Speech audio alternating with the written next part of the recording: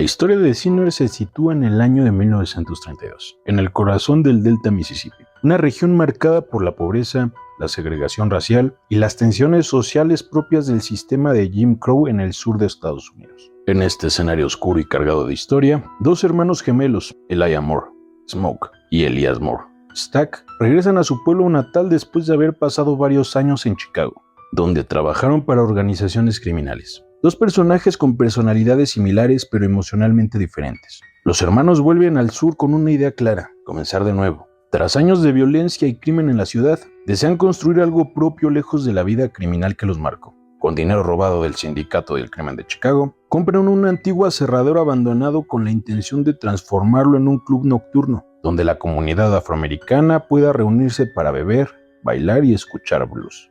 Estados Unidos durante la década de 1930 era una época marcada por la segregación racial, la violencia del supremacismo blanco y la pobreza estructural. En este contexto, el blues no era simplemente música, sino más bien una forma de resistencia cultural. El Delta Mississippi, región considerada la cuna del blues, también era uno de los lugares más violentos para la población afroamericana. Después de la abolición de la esclavitud en 1865, el sur estadounidense desarrolló una serie de leyes conocidas como Jim Crow, que institucionalizaron la segregación racial casi durante un siglo. Estas leyes separaban a gente blanca y afroamericanos en prácticamente todos los espacios de la vida cotidiana: escuelas, transporte público, hospitales, restaurantes, espacios de entretenimiento, en fin, básicamente la combinación de blancos y afroamericanos era ilegal.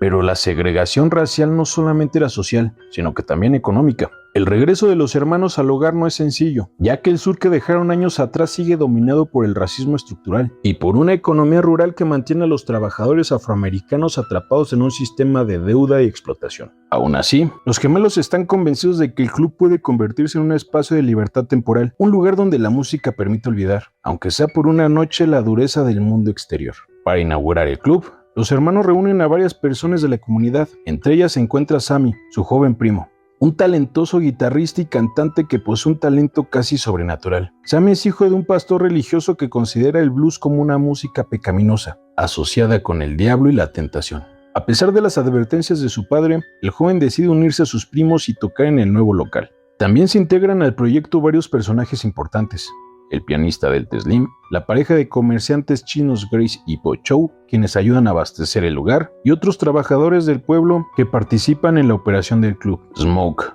por su parte, mantiene una relación complicada con su esposa Annie, una mujer profundamente espiritual y que practica el judú. El judú es un conjunto de prácticas espirituales, magia folclórica y tradiciones curativas, desarrollada principalmente por esclavos africanos en el sur de Estados Unidos. Mezcla espiritualidad tradicional africana, conocimiento botánico indígena y elementos cristianos, enfocándose en la magia práctica, protección y uso de raíces o hierbas para mejorar la vida diaria, una tradición religiosa vinculada con la magia popular, los ancestros y la proyección espiritual. Smoke, sin embargo, vive con un profundo resentimiento a esas creencias. La razón es una tragedia que marcó su vida: la muerte de su pequeña hija. Aunque Annie asegura que sus rituales espirituales han protegido a la familia, Smoke no puede evitar sentir que esas creencias fallaron cuando más las necesitaban. Mientras tanto, Stack se reencuentra con Mary, una mujer con la que tuvo una relación en el pasado. Su romance estuvo marcado por el peligro, ya que en el contexto racial del sur estadounidense, una relación interracial podía provocar violencia extrema, y en este caso Mary no era considerada blanca del todo, pero tampoco afroamericana, siendo así que Mary era una persona sin identidad y en busca de esta misma en Stack. Él había abandonado el pueblo años atrás precisamente para protegerla de las consecuencias sociales de ese amor prohibido. En paralelo, la película introduce otra línea narrativa que poco a poco se conecta con los protagonistas. En algún lugar cercano al pueblo, aparece Remick, un misterioso inmigrante irlandés que en realidad es un antiguo vampiro. Remick ha sido perseguido por cazadores de vampiros de origen Choctaw, una referencia a las tradiciones indígenas, que dentro del universo de la película conocen desde hace siglos la existencia de estas criaturas sobrenaturales. El antropólogo Claude Lévi-Strauss afirmaba que los mitos funcionaban como estructuras simbólicas que permitían a una sociedad explicar sus tensiones internas. En otras palabras, los monstruos y los relatos sobrenaturales suelen expresar conflictos muy reales. En Sinners, los vampiros no solo son criaturas de terror, representan algo más oscuro: la forma en que la historia devora a las comunidades marginadas para ocultarse, Remick se refugia en una casa de una pareja vinculada al Ku Klux Klan, a quienes termina transformando en sus primeros seguidores vampíricos. Este hecho establece una de las metáforas centrales de la película. La violencia racial y la violencia sobrenatural comienzan a entrelazarse. El Ku Klux Klan, fundado después de la Guerra Civil estadounidense, fue un clan terrorista que utilizó linchamientos, intimidación y asesinatos para mantener el dominio racial blanco en el sur.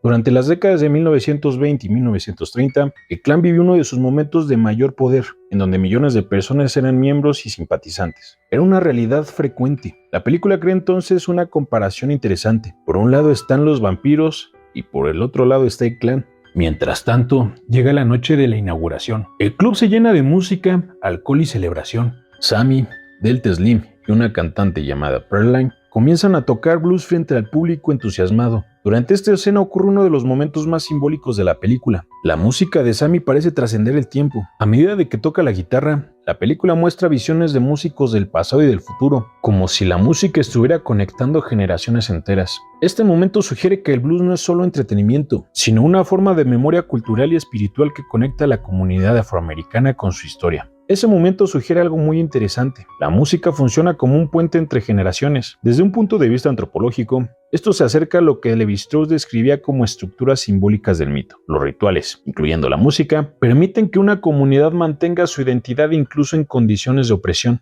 En otras palabras, el blues no solo cuenta historias, mantiene viva una cultura. Sin embargo, esa música también llama la atención de algo oscuro. Remick, el vampiro principal, se siente atraído por la música de Sammy, pero no porque quiera destruirla, quiere apropiarse de ella. Esto introduce una metáfora poderosa. El vampiro es una criatura que sobrevive alimentándose de otros, y en el contexto histórico de la película, esa idea puede interpretarse de muchas maneras: explotación económica, apropiación cultural y violencia racial. El vampiro percibe en Sammy un talento extraordinario, capaz de convocar espíritus y abrir puertas entre otros mundos. Para Remick, esa habilidad representa algo invaluable, la posibilidad de recuperar la memoria y la cultura que él mismo perdió hace siglos. Remick es un vampiro antiguo, pero también es un inmigrante irlandés marcado por la opresión histórica europea. Cuando los ingleses llegaron a tierras irlandesas, eliminaron sus creencias y las reestructuraron. Esto quiere decir que es una persona que le arrancaron su identidad. Como cientos de personas alrededor del mundo han sufrido en el transcurso del tiempo, cuando no tienes identidad, eres una persona que no existe ni pertenece a ningún lado. Lo que crea un paralelismo con la lucha afroamericana en la historia. Cuando los vampiros llegan al lugar, intentan convencer a los hermanos de que les permitan entrar. En la tradición vampírica que la película adopta, estas criaturas no pueden entrar a una casa o edificio sin ser invitadas. Smoke sospecha de ellos, pero no porque sean vampiros, sino porque son blancos. Y en este contexto, las personas blancas son un peligro. Al final se niegan a abrirles la puerta. Los vampiros, sin tomar nada personal, se alejan en la oscuridad de la noche. Pero el peligro no desaparece. Los hermanos comienzan a darse cuenta que el negocio puede fracasar económicamente, ya que muchos clientes pagan con su salario en company script, abono de empresa, vale de empresa o script. En contextos financieros, era una forma de pago utilizada por empresas agrícolas, que solo se podían gastar en tiendas específicas del sistema económico local. Muchos afroamericanos trabajaban en plantaciones bajo un sistema llamado aparcería, o como conocemos en México, tiendas de raya. Básicamente los trabajadores cultivaban la tierra y recibían una paga donde los agricultores blancos les pagaban con un tipo de cheque, en donde solo les podían comprar a ellos y en sus tiendas a precios impagables. En la práctica, este sistema los mantenía atrapados en ciclos de deuda con los propietarios blancos. El historiador Eric Foner ha explicado que este modelo económico funcionaba como un tipo de esclavitud encubierta, donde la libertad legal no significaba verdadera autonomía. Esto significa que, aunque el club esté lleno, el dinero real es escaso. En medio de esta tensión económica y social, ocurre el primer gran giro trágico de la historia. Mary, la antigua pareja de Stack, sale del club para hablar con Remick, bajo la inquietud de que personas blancas estén merodeando el bar. De un momento a otro, el vampiro la transforma y la envía de vuelta al interior del lugar. Una vez dentro, Mary seduce a Stack y lo muerde, convirtiéndolo también en vampiro. Smoke presencia la escena y, horrorizado, dispara contra Mary. Sin embargo, el disparo no la mata. La mujer escapa hacia la noche, mientras Stack muere. La mayoría de las personas que estaban en el lugar huyen al escuchar los disparos. Stack de un momento a otro se levanta nuevamente como una criatura de la oscuridad.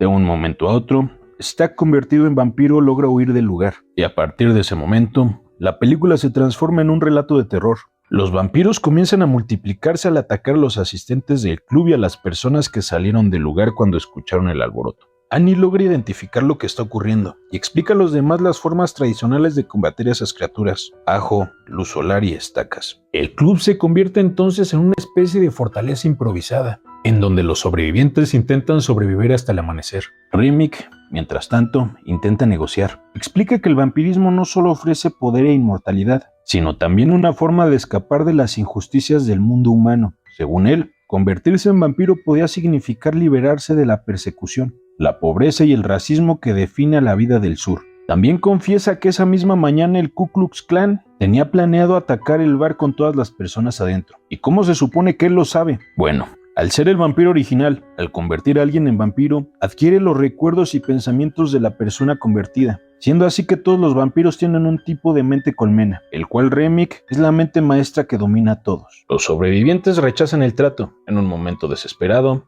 Grace, la comerciante china, descubre que su esposo ha sido convertido en vampiro, y tras manipulaciones con la excusa de dañar a su hija, Grace decide abrir la puerta del club, permitiendo que los vampiros entren. Lo que sigue es una batalla brutal. Muchos de los personajes mueren en el enfrentamiento, incluso varios de los amigos y trabajadores del club. Finalmente, cuando amanece, Smoke y Sammy logran derrotar a Remick. El vampiro y su horda son destruidos por la luz del sol. Smoke envía a Sammy lejos del pueblo, pidiéndole que continúe con su vida y con su música. Tras un abrazo de hermandad se despiden. Pero la tragedia no ha terminado. Smoke decide enfrentar a los hombres del Ku Klux Klan que planeaban atacar al amanecer. Logra matar a varios de ellos, incluyendo al líder local. Sin embargo, en el tiroteo recibe heridas mortales, el cual, tras una escena emotiva, por fin pudo encontrarse con su familia, Annie y su pequeña hija. El joven Sammy abandona el sur y viaja a Chicago, decidido a convertirse en músico, un músico reconocido. Décadas después, en 1992, Sammy aparece como un anciano guitarrista que ha logrado una exitosa carrera en el blues. Una noche, después de tocar en un pequeño club, recibe la visita de dos figuras inesperadas, Stack y Mary. Ambos siguen siendo vampiros, inmortales y sin haber envejecido. Stack revela entonces que Smoke lo perdonó aquella noche y que lo dejó escapar con una condición: que Sammy tuviera la oportunidad de vivir una vida libre. Los vampiros ofrecen a Sammy la posibilidad de unirse a ellos y obtener la inmortalidad, pero el viejo músico se niega, prefiere aceptar la mortalidad humana y el peso de la memoria. La escena final muestra a Sammy tocando una última pieza musical mientras recuerda aquella noche en el club.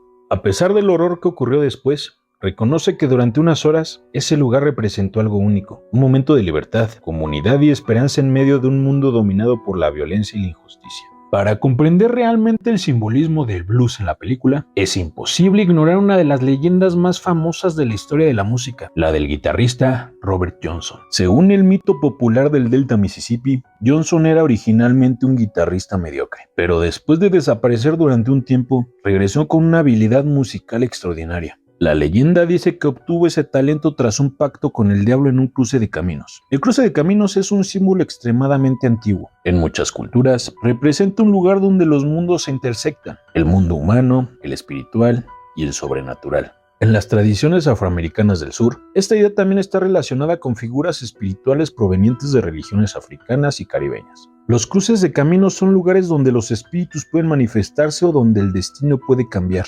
En términos antropológicos, estos espacios son conocidos como lugares liminales, es decir, zonas de transición entre realidades. Cuando en Sinners, la música de Sammy parece provocar presencias del pasado y del futuro, la película está evocando precisamente este tipo de simbolismo. El músico se convierte en una especie de mediador entre mundos. Su guitarra no solo produce sonido, produce memoria, produce historia, produce identidad cultural. En este sentido, la película retoma una vieja sospecha presente en muchas culturas: el verdadero arte siempre tiene algo de sobrenatural. Sinners utiliza el lenguaje de horror para hablar de historia, el blues, el racismo del sur estadounidense y las tradiciones espirituales afroamericanas se mezclan con vampiros y mitología para crear una maravilla simbólica.